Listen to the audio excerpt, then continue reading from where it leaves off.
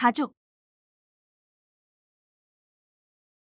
한국에서 결혼은 보통 30세 전후에 많이 하는 편인데 최근 들어 30대 중후반 정도에 하는 경우가 늘어나 결혼하는 연령이 점점 높아지고 있습니다.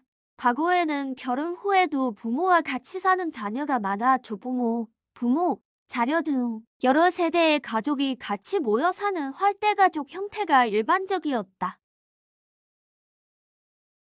그러나 산업화와 함께 큰 도시에 학교와 회사 등이 많이 생기면서 공부나 취업을 위해 부모와 떨어져 생활하는 자녀들이 증가하였다.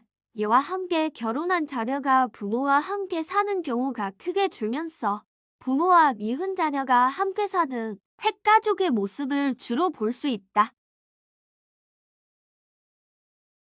또한 공부나 일 등을 하는 과정에서 결혼을 하지 않거나 결혼을 하더라도 자녀를 낳지 않고 살겠다는 사람들이 늘어나면서 1인 가구나 부부만 사는 비율이 증가하고 있습니다. 18번. 시부모는 며느리를 어떻게 부릅니까? 정답은 아이를 낳지 않은 며느리를 새아가라고 부릅니다. 아이를 낳은 며느리를 어머마라고 부릅니다. 19번. 아내는 남편의 아버지를 어떻게 부릅니까? 정답은 아버님이라고 부릅니다. 20번. 아내는 남편의 어머니를 어떻게 부릅니까? 정답은 어머님이라고 부릅니다. 21번. 아내는 남편의 누나를 어떻게 부릅니까? 정답은 형님이라고 부릅니다. 22번. 아내는 남편의 형을 어떻게 부릅니까? 정답은 아주버님이라고 부릅니다. 23번.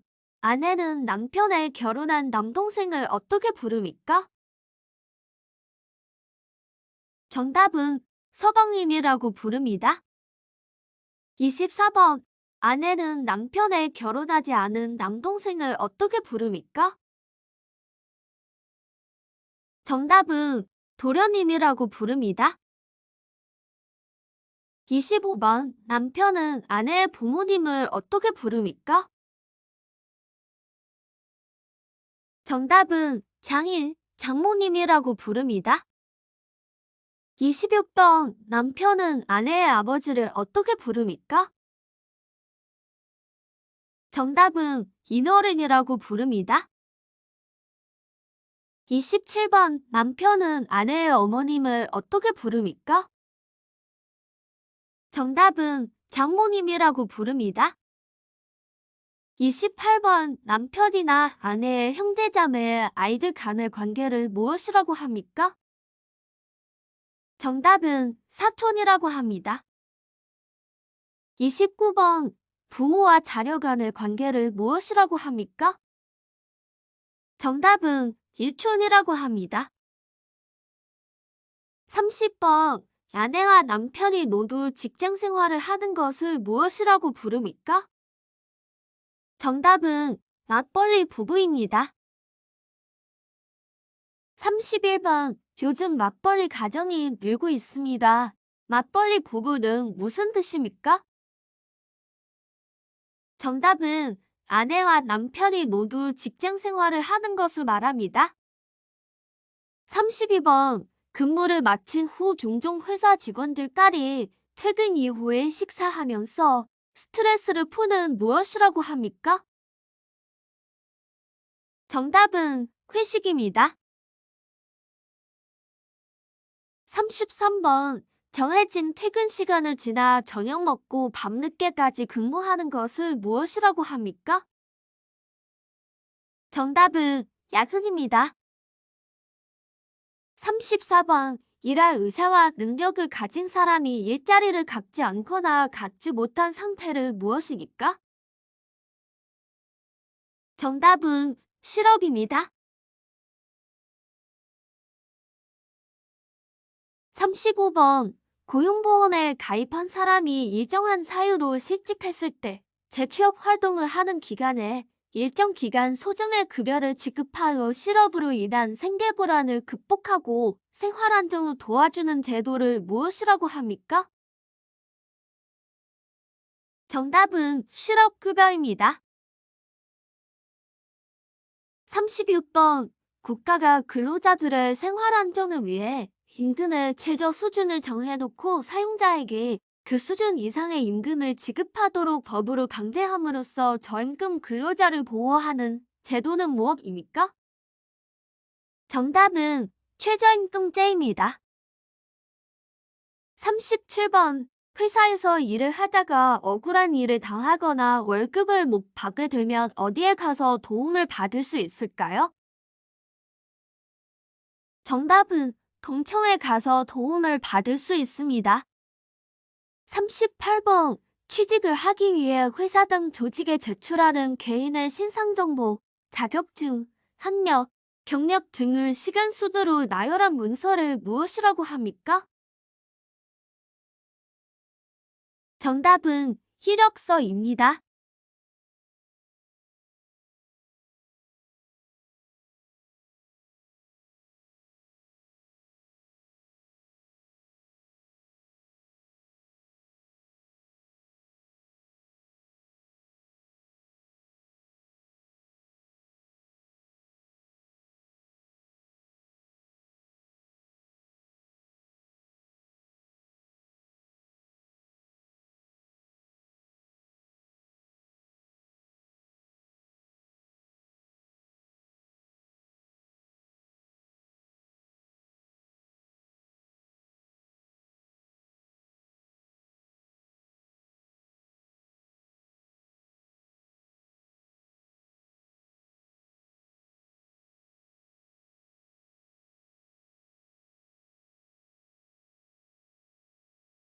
39번. 직장을 잃은 사람을 무엇이라고 합니까? 정답은 실직자입니다. 40번. 근로자와 사업주, 사용자 가움에는 근로조건에 대한 계약서의 일종으로 임금, 근로시간, 휴일 등의 주요 근로조건들을 명시하여 작성한 문서를 무엇이라고 합니까? 정답은 근로계약서입니다. 복지. 한국의 사회복지 제도에는 어떤 것들이 있을까? 사회보험. 한국에서는 국민이 최소한의 인간다운 삶을 누릴 수 있도록 다양한 사회복지 제도를 마련해 두고 있습니다. 한국의 사회복지 제도는 크게 사회보험과 공공보조로 나눌 수 있습니다. 사회보험은 미래의 원음에 대비하여 법에 따라 국민들이 가입하도록 하고 있는 제도입니다. 여기에는 건강보험, 고용보험, 국민연금, 산업재해보상보험이 있습니다. 공공보조. 공공보조는 생활이 어려운 사람들의 기본적인 생활 수준을 보장해주기 위해 국가나 지방자치단체에서 생활비, 교육비, 의료비 등을 지원해주는 제도입니다. 소득이 최저 생계비보다 적은 저소득층의 기초생활보장 제도를 통해 생활비를 지원받을 수 있습니다. 갑작스럽게 어려운 일을 당해 생계 유지가 곤란한 저소득층 가구를 지원하는 긴급 복지 지원 제도도 있습니다. 예를 들어 돈을 주로 벌어오는 사람이 크게 다치거나 큰 병을 앓게 되어 일을 할 수 없게 된 경우, 화재 등으로 인해 살고 있던 집이나 건물에서 생활하기 어려운 경우 등이 발생하면 지방자치단체의 담당 부서나 보건복지부 콜센터로 전화하여 도움을 받을 수 있습니다. 41번. 미래의 위험에 대비하여 평소에 일정한 돈을 조금씩 납부하고 실제 위험이 닥쳤을 때 일정한 보상을 해주는 제도는 무엇입니까? 정답은 보험입니다. 42번. 일반 직장인의 경우 의무적으로 가입을 해야 하는 4대 사회보험은 무엇입니까? 정답은 건강보험, 국민연금, 고용보험, 산재보험입니다. 43번. 우리나라의 애들 사회보험 중 3개를 말해보세요. 정답은 건강보험, 국민연금, 고용보험입니다. 44번. 애들 사회보험 중 회사에서 일을 하다가 해고를 당한 고객의 생활안정과 재취업 촉진을 위해 일정 기간 금전적 지원을 해주는 것을 무엇이라고 합니까? 정답은 고용보험입니다. 45번. 4대 사회보험 중 만 65세 이상 소득권을 잃은 고객에게 연금을 지급해주는 사회보험은 무엇입니까? 정답은 국민연금입니다. 46번. 소득이 있을 때 매월 꾸준히 보험료를 납부했다가 나이가 들어 생업에 종사할 수 없어질 때 혹은 예기치 못한 사고나 질병으로 장애를 입거나 사망하였을 때 본인 또는 유족에게 매월 연금을 지급하여 기본적인 생활을 유지할 수 있도록 지원하는 소득보장제도는 무엇입니까? 정답은 국민연금입니다. 47번. 4대 사회보험 중 회사에서 일을 하다가 사고로 다쳤거나 사망한 고객에게 그 피해에 대해 보상해주는 것을 무엇이라고 합니까? 정답은 산재보험입니다. 48번. 아이가 아프면 어떻게 해야 하고 무슨 보험을 씁니까? 정답은 수학과에 데려가야 하고 건강보험을 씁니다. 49번. 아파서 병원에 갈 때 사용하는 보험의 이름은 무엇입니까?